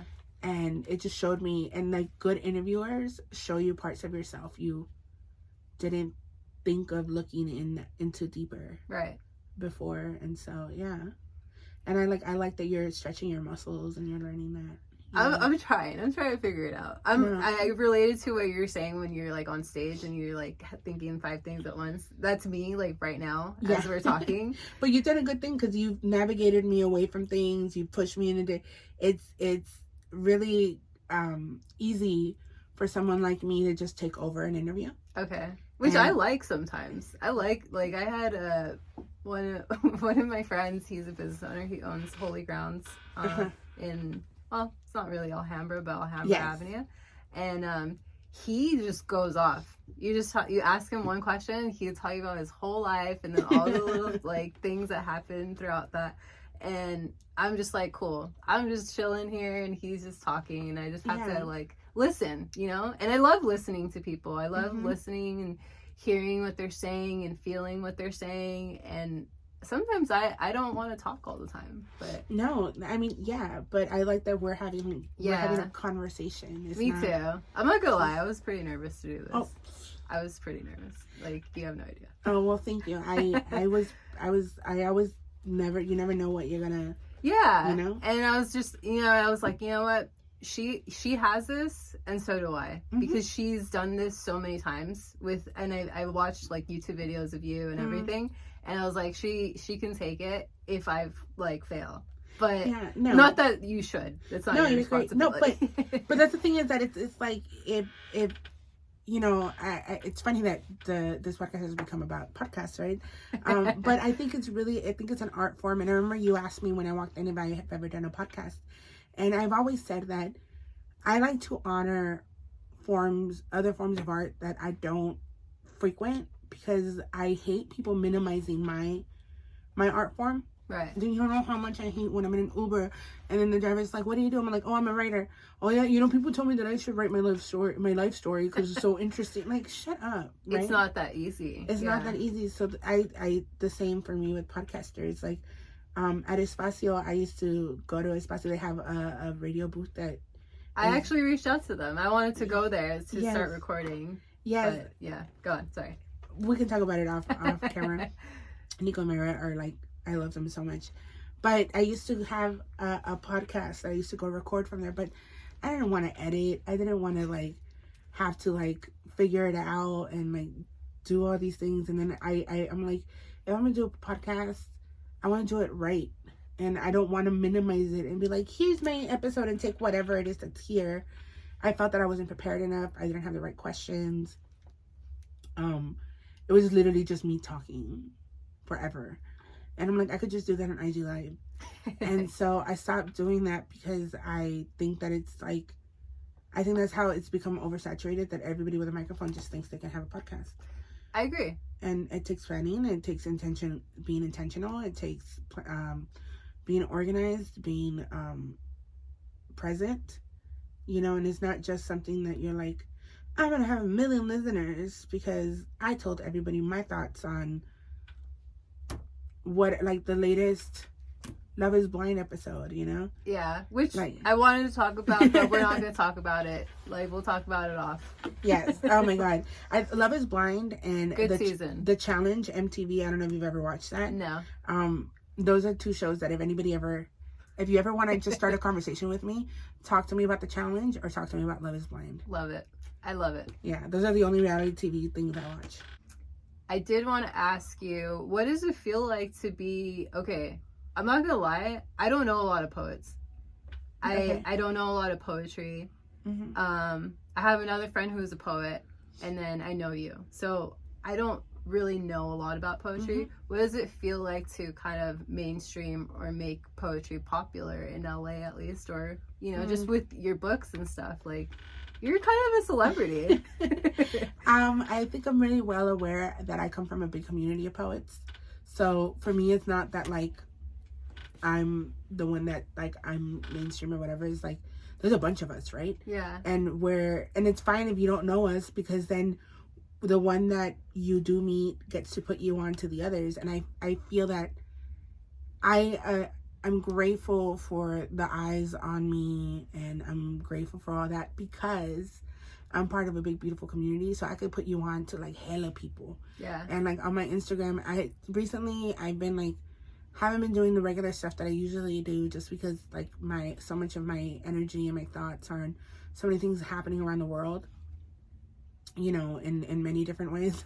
And so, but usually like for like Black History Month, I highlight Black women writers, you know, or another time, like whenever one of my friends has a book out, like I'll make sure to champion the book. If you'll know about a book if I loved it, because I never shut up about it. But I come from a community, the Poetry Lounge, which is on Fairfax and Melrose in LA. It happens every Tuesday at 9, like from 9 to like 11. That's where I came from. I came from sitting in an audience and listening to hella poets, from us giving each other feedback afterwards, from critiquing each other's poems, from being on teams together, going to compete in nationals, knowing other poets around the country because you meet them at nationals. Yeah. And so I come from hella people, and I know that my job is to be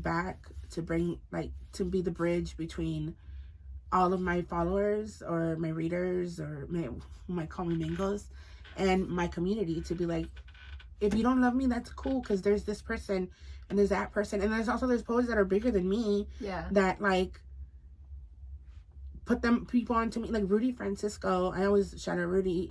Rudy Francisco is like, he's been on the Tonight Show multiple times. He was on The Bachelorette. He was giving a writing workshop to like the contestants and stuff, and it's just cool. Like, that's so freaking cool. Yeah. So yeah, to have this platform is an honor. It's a privilege, and it's a responsibility that I really, really respect, and try to be very intentional with the people that I share. And even when I blurb books, you know, the thing in the back, yeah, whatever, like I always offer myself to people that I believe in, that I support in, and it's because I have people do that for me, and so I have to like what is it, reach back, you know, and pull someone up, and I don't do that on some like kumbaya stuff. It's just like, it's intentional and it's deliberate, and it's a responsibility. Yeah. I feel like I would like to do this with this podcast, is like get people, it doesn't matter like the following, doesn't even matter if they have a following. I just want the people that I respect, that I think are inspiring, they're creative, or they have a good story. I like storytelling. Yeah, and I think that that's beautiful, that like your what you want is the story. It's not necessarily like all the other stuff around it, because in LA and beyond, it's really easy if you don't know, if you don't have the eye. I think those of us that were raised here, we have the eye, but if you don't, you go buy into the hype a lot, right? And you could be like, oh, this person is like, so like, they got all these followers and they're so well loved on the internet, and then you meet them and there's no personality, there's nothing, it's and then weird. You're like, what is happening? Yeah. And then you're like, what is this? And it's like, you're like, what pod person is this? But then sometimes you meet someone that like are just like a regular Joe that don't care about anything, and then they got their job and then whatever, but it's like one of the most brilliant conversations you'll ever have. And I think that's dope to highlight that. I think your storytelling is like incredible. Oh, thank you. You do, like, you have so much detail where you're actually in that moment when you're storytelling. Thank you. I mean, you know, I'm a talker. Have you always been a talker? I've always been a talker. Okay. It's like little, like, it's just, I had a lot of thoughts and a lot of feelings. I've had a lot of feelings, and I'm always just like, this is all the things I feel. And I feel like I at my church, I would go give my testimony, and I'm like, what testimony was I like, what was happening? But I just consider that all training to who I am now. And I'm always down, like, I'm always down for a good story. Yeah. Sometimes I've dated some men for too long for the story, where I'm just like, just for the story. Yeah, where I'm just like, I could tell this is not gonna end well, but it's a really good story, so we're just gonna go down this road. I wanted to actually talk to you about your dating. Yes. So you post I love your screenshots. They are literally sometimes just make me laugh out, like literally laugh out loud. Because you put these guys on blast. Why do you do it? And what is maybe the craziest thing you've ever read? And explain what's happening, actually. Yeah, so I've been doing this, of the sharing the screenshots, maybe even before I had a large platform. I've been doing it maybe since like 2013. Yeah. I started dating on Tinder, and then have gone on to other apps and stuff like that. And then now I pretty much have an account on every app, on a lot of apps. I don't actively look for people to date. Sometimes I'll just match everybody. Just to see. Yeah. It's like a social experiment I'm conducting permanently. Okay. And it's what things men tell me unprovoked. And the pictures that I have up are the same pictures like you'll see on my Instagram. It's because I get asked that a lot. Like, what pictures do you have up? And it's just up there. So early on, I learned that as a fat woman of color on the internet, men will fetishize me. But because fatness is already like this, desiring a fat person is already so taboo, that it's almost like they don't realize there's another person there. And so the things they say are like terrible. And I think I noticed this too, because back when OkCupid was like popping, my sister had an account too, and before she was married, when she was single, and we would compare messages that the same guy sent us. And to her, it was just like, you're so cute, you're so smart, like, talking about the music she said she liked or whatever. And for me, it was just like, can I put my balls on your forehead? You know? And it was like, what?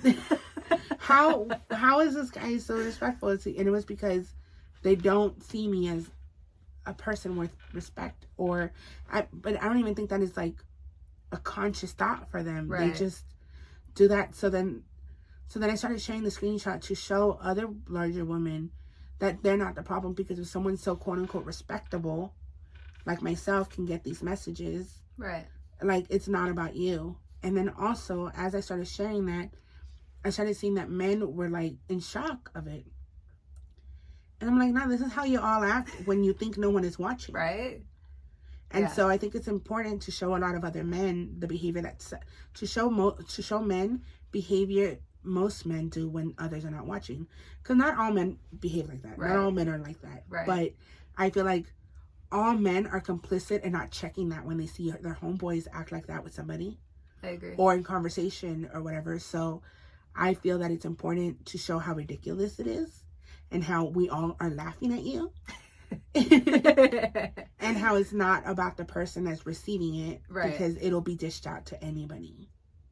So I'll post the screenshots, and sometimes I'll say sassy things back or not, or like I'll leave a crumb and see if it turns into something else. And it just it's become a humorous thing, but it is part of a larger conversation about online sexual harassment, right, and how difficult it is for people that are othered to find genuine connections online. You know, right. I can only speak about my own experience as a super fat woman of color that dates men. You know, I don't know what the queer experience is like. I don't know what the experience is of anybody from any other skin color. But it's wild. And then on my dating apps too, I also say that I don't date white men. I only date men of color, and that's a whole other thing. Sometimes men of color get mad at me for that. And then I'm like, you know that this doesn't apply to you. But why are you mad? And it's like, it's a lot of, I feel like one day I'll write all my thoughts about this down or whatever, but it's still an ongoing project. And I've been in full relationships and still had those apps up. Yeah. Just for the screenshots. And my partners get it. Yeah. I'm like, look, do you really think? Yeah, right? Anybody of these people? It's so wild. I was showing my boyfriend your screenshots, and he was just like, what? Like, why? Like, why are they saying this shit? It's wild. And if I were to tell you the wildest, they're all so wild. I can't think of the wildest thing. But the one that I remember the most is this one guy where he's just like, I want to put my dick inside, or something like that, but in Spanish. Yeah. And then I answer him, I'm like, I'm a woman of God. And then he's just like, oh, sorry. So there's like a self-aware, like, it's almost like this anonymity, or like the internet allows you to, I mean, I've experienced it as a catfish. It allows you to live out things that without consequences, right? But the minute that there's like a hint of a consequence, like the switch up is really real. Yeah. You know, like there's this other guy that's recently been messaging me, and like the first message was like very specific things that he wanted to do to me, like put my legs up and do this or whatever. Also, it's proven me that a lot of men do not know anatomy. Not even like women's anatomy, but just just don't know how bodies work. Right. When they're like, I'm like, I physically can't. Nobody physically can do that. Like, what are you talking about? Anyway, he said all these things, and then he started sending me voice notes. And in one of the voice notes, I go, but then he got nice, and he was like, we should go to dinner. I'm like, why didn't you open up with that? Yeah. And then he's like, you're right, I should have opened up, but do you want to go? I'm like, no, not after you, like, were telling me that you freaking want to, I don't know. It's wild, but yeah, it's a lot. And I also used to do, I'll leave it with this, during lockdown. Another thing that I was doing that was kind of that. Yeah. Was I was calling this dating hotline. It's like hot and sexy singles waiting for you, right? And I would call while I was on IG Live. But I stopped doing it because it might have been like not. I think that it wasn't, because the other people didn't know they were being recorded. I'm like, this feels illegal. Maybe I should stop doing this. But I used to call, and like I would make up personalities. Yeah. And stuff, and like to these men, and sometimes we didn't even need to make up a personality, because they were just like, is wild. Like, it's just, men are so wild. And I'm like, sometimes I'm like, I male bash so much. I'm like, no, but they're wild. They are. Like, somebody needs to hold them accountable. I could be obviously lying to you, but you're so horny and so like caught up in your head that you will believe any. Right. I would tell them that I had a character come in like, hi, I'm Kimberly. And I just got off work and I'm just looking for somebody to have some fun with. And I live in Pacific Palisades. And oh my goodness, work is so much fun. And what do I do for work? Well, I'm a Disney princess. You're talking to Ariel, but don't tell anybody, okay? Because I could get fired. And they would be like, oh my God, my princess. I'm going to come on your tits. And, you know, like, I'm like, okay. Or like, I had a Ashley who had wanted to gnome role play and like no questions asked, you know? That's a kink shame, but like I would try to come up with like the most wild scenarios and they'd be like, I'm down. That's so crazy. So yeah, so moral of the story is men are wild. They are. I'm sure there's wild non-men out there, but I haven't done years of research on them. Do you still do open mics? Like yeah, I mean I still go to the Poetry Lounge and I'm one of the hosts there. I host I'm going to be hosting next Tuesday for Women and Femmes Night. Yeah. I host a Women and Femmes Night, which is, so the Poetry Lounge has been around for 25 years. Well, we're going into 26 years. And staple in spoken word and poetry, in the poetry community in general. Legends have come out of there. Really, really fortunate to be in that community. And so every Tuesday night is the open mic. And then every time there's 5 Tuesdays in a month, we have Women and Femmes Night. But this one, we threw in this one because it's Women's History Month and we wanted to have it on Women's History Month. And for me, it's really important to have nights where women and femmes are highlighted because, oh my God, this is a male bashing episode. But go to an open mic. And if somebody goes over time, count the times that people go over time and how many of those times have been men. Right. It's all the time. For anything, actually. Yes. Men are taught that space is theirs. Yes. For them to take whenever they want, whatever they need. And so, I used to be part of a collective, Two on a Fire. And it was me and Angela Aguirre. And we would host open mics once a month throughout, like, in different parts of LA. And in 2018, I took a step back from that. And then the pandemic happened and all that. But when I took a step back from Two on a Fire, we made sure to, like, make it a part of the Poetry Lounge's programming. So that there's still a space for women and femmes to be highlighted on the microphone. Yeah. And me and Jasmine Williams, who is the director of the Poetry Lounge, hosted, and it's fun. And we always either open or end with a twerking contest.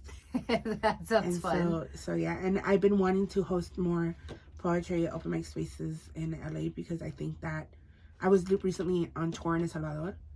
And my events in El Salvador would be, I would perform for half an hour and then we would invite people to write poems and come forward and share. And I feel there's so much magic in hearing stranger stories. Yeah. Like, I was actually going to ask if you've ever been, because that's where your parents are from? That's where my parents are from. I grew up going back every time I was like off on vacation from school. Okay. And then I hadn't gone back as a poet, like in such a formal capacity. And I went back as part of a program called Moving Stories, and I traveled throughout El Salvador performing, and it was really beautiful, and it was a really beautiful way to like meet my people. I read a lot about El Salvador, but I think from a really romanticized place from what I remember as a young girl. And so now going back and seeing it as an adult and seeing what's what, you know, how much the Civil War in my country affected people and still affects them, and current administrations and all that, like just the difficulties that everybody's going through, right, gives it a different perspective, but it also lets me appreciate it so much more. Yeah. And I actually forgot to ask you this when we were talking about gentrification. What are your favorite, like, either Mexican, Salvadorian, like, just, or actually any, like, what are your favorite places to go eat in Silver Lake? Okay, I'm gonna burn my spots, but fuck it. You don't have to actually, because I already know that's annoying. No. You can name one or two. I love giving people business. There's Casita del Campo in Silver Lake. They've been around for a long time, and they're Mexican, and it's a Mexican restaurant, and their drinks in general are strong as hell. My best friend and I, we go there for like birthdays, and we literally have brunch. And we will be there till they close, because it's just like, you just get shit-faced. Yeah. Another place that I really, really love that's local, let me see. there's not in Silver Lake or not in local, but pupuserias. My tia owns a pupuseria in Bell called Comalapa Pupuseria. Yes, Comalapa Pupuseria. And my uncle owns her ex-husband. My uncle, my mom's brother, him and his wife, when they were married, they started this restaurant. They divorced, but it was amicable. So she helped him set up his own restaurant in Anaheim. Okay. And then he remarried, and so him and his wife have a restaurant each. My aunt has a restaurant, and then my cousin wanted a restaurant himself, so he has one too. So there's Comalapa Pupuseria is all from the same family. My cousin, my aunt, my padrinos. And there's Bell Gardens, Wilmington, and Anaheim. Okay. So I'm gonna go to the Wilmington one. Yeah, so they're like it feels like home cooking for me because I grew up eating my aunt's food. Yeah. And so it's just like it feels really homey, and I'll go to other pupuserias that I enjoy and stuff, but like that's my favorite. And let me see what else. Café Tropical, I said already. They're opening again, so I'm super excited. And you know what place I really, really love? Oh freak, I'm forgetting right now. It's in Koreatown. They have soup. They used to be open 24 hours. But Soup? now it's soup. It's the Line Hotel. And they're on the other block. I can't remember it. And it's my favorite soup. It's Korean. And my best friend gets mad because I always want to go there. And she's like, you're going to get tired of it. It's a Korean restaurant? It's a Korean restaurant. Okay. But anywhere in Koreatown you go, everything's bomb. They have a lot of good spots. Yeah, I'm a creature of habit. If I find a place that I like, you're gonna keep going. I keep going. Like when I was in Salvadoran tour, like there was this place called La Ficheria by my hotel, and I went there 4 times by myself. And in Salvador, it's not common that people like go eat by themselves. Yeah. So they were always like staring at me, like because I would go with my Kindle and just sit there and eat. Yeah. And they were like the people that brought me out, they were joking that they're like, did the Ficheria like sponsor your visit? And I was like, they should provide me free food at all their locations. But yeah, I'm a creature of habit. I like going places and people like knowing like my order and stuff like that. Yeah, I like that too. My manager says that I'm a monster. I'm a ham. She's like, not everybody has to know you. I'm like, it's not that. It's just that it's just the comfort of like walking in and like feeling that instant it's like familiarity. Cheers. Yes, everyone knows your name. And then it's not common in big cities like ours. So it's true. When I could build that, I really love it. You know, like I'm here for my regular, and then I get mad because then I'm like, oh, I can't go over there and not have to talk to people forever. I'm like, you got them used to that. You're the one that goes in there like prom princess, like, hi everybody, it's me. I'm Belle from Beauty and the Beast. You know, she walks around and she's like, it's her world. That's me. Okay, I've loved having this conversation. Thank you so much. I hope you do this again. You might get to be popular and famous. No, never. I'm gonna keep doing this, so don't forget about me. No, I'm excited to follow your journey and champion you however I can. And thank you. And I think that I had a good time, and we talked, and I did a podcast earlier today, and I thought I was gonna come in here burnt out and stuff, and no, you got me chatting. Okay, cool. I know when you told me you're like, I just came back from a podcast. I'm like, okay, good. No, but that wasn't. That was about Love Is Blind and how much I hate Sarah Ann. So. What's his name? Kenneth? He's still tripping me out. You know what? I feel like I've dated a Kenneth before. Oh my God. I'm just like, when he's like, come here, you're gonna be okay. I'm like, are you fucking kidding me? You know, briefly, I think that he realized the logistics of dating somebody that's not Black, which is like valid and real. Right. But wasn't ready to have the conversation. He's also he's young, 25. Yeah, and so. I think he ran away from like the conversation. Think so too. And I think that was a disservice to her. Yeah. And you know, she would have understood. She seems like a lovely person. Right. Because I noticed that when I think her name's AD. Yeah. When she was having that conversation with him, and it was like real to him that, you know, yeah, she's a white lady. How many times? I mean, like I got back together with somebody, and then my friends were like, "But what about X, Y, C?" Yeah. And then I'm like, "Damn." but I already got back with him. So then, like, you're like, how do I get out? Like, how do I... And then you're like, no, I have to, like, I'm an adult. I have to have a real conversation. Or you pick a fight and then you break up, you know? And, like, I feel like Kenneth and Chelsea, I would love to see them get into an argument with each other. Chelsea is one, Jimmy, the Megan Fox. Yeah. The girl, like, she's a beautiful girl. I just feel like the Megan Fox thing made it seem like everybody's like shitting on her for not being like attractive. I think she looks like Megan Fox. She just looks like a different type of Megan Fox, you know? That's it. And this isn't a diss to her, but I feel like she has a bigger face. Yeah. And so her features are small in her face, but if you just look at her features, she looks like Megan Fox. She could be like Megan Fox's relative. Yeah, I agree. And it looks like it would be real. I agree. But I think she just... That's why you don't break the rules. But she didn't need to use that as her crutch. You know? Like that's to drive him home. That's like me being like, oh yeah, you know, sometimes I get that I like blah blah blah. You know, like don't ever do that, especially like somebody that's a sexual and like she's not a sex icon because she's more than just that. But she like people made her out to be that for when she first came out. Like she's like a bombshell in that sense, right? So like. Men objectify Megan Fox so much. Yeah. So if you bring up that name, it's like saying Marilyn Monroe. Right. Yeah, I agree. And instead of being like, I'm me. But I think that was the question, like, what's your celebrity look like or whatever? She actually asked the question. Do you ever get that you look like a celebrity or something? And he should have said he looks like... Somebody said Bobby Hill from King of the Hill. No, you know who he looks like? He looks like,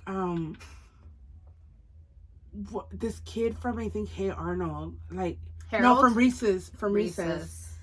I don't know. I can imagine the kid is like a bald-headed kid with glasses. Okay. White boy, little white thing. I don't know, but he looks like a cartoon. Okay. Yeah, he does. He looks like cartoon. He looks like a thumb.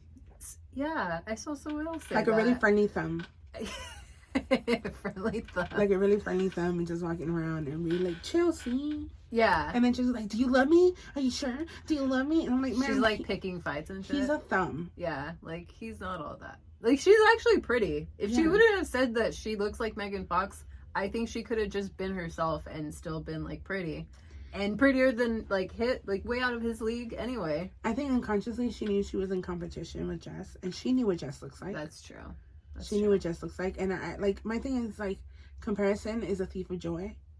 And I feel like I think we've all been I actually think Chelsea is like a good character in the show in the sense that it's important for us to see what we look like, what it looks like when we are seeking for validation outside of ourselves. Right. You know, and you're still worthy of love if you still need all that. But Chelsea. I can't wait for these last episodes. And I want to fight Jeremy and Sarah Ann on a freaking jet ski. Did you see that scene? Have you seen the newest episodes? No, I've been waiting for my boyfriend. Oh, okay, I'm sorry. We're gonna see it tonight. I didn't give anything away. Yeah, but once you see the jet skis, you're gonna know what I'm talking about and DM me. Oh my god! So that I could be like, fuck them. Yeah. Okay. All right. Anyway, let's close out. Yes. Where can we find you? What are you working on? Any projects, events? What's up? Yeah. So I am not right now. I don't have anything yet. I'm working on my 4th book, and we'll see when that makes its way to the world. So just send me a lot of good writing vibes. And as far as shows, off of the top of my head, I can't think of anything, but if you follow me on my socials, mostly Instagram, I'm really good at updating on there. So my Instagram is Yesika Star, YesikaStarr. And you can also find me on Twitter, now X, and anywhere, I don't know, wherever. I'm everywhere. And you're also on Amazon, right? Yes, like your books. And you can find my books on Amazon and book. I please, I'd rather you support an independent bookstore, but I get it. Sometimes life is life. But you can find my books, Corazón, Tesoro and Hermosa, anywhere books are sold. The titles are in Spanish, but the books are in English, and there is a trilogy of poems that are in conversations with each other. That's about the journey of love, family, and Los Angeles. So yeah, Thank you so much for having me. I had such a good time. Thank you for doing this. I had a good time too. Thank you. Okay, we'll close out. That was so much fun. That was so much fun. I didn't realize we were talking for 2 hours. I know. No, it's fine.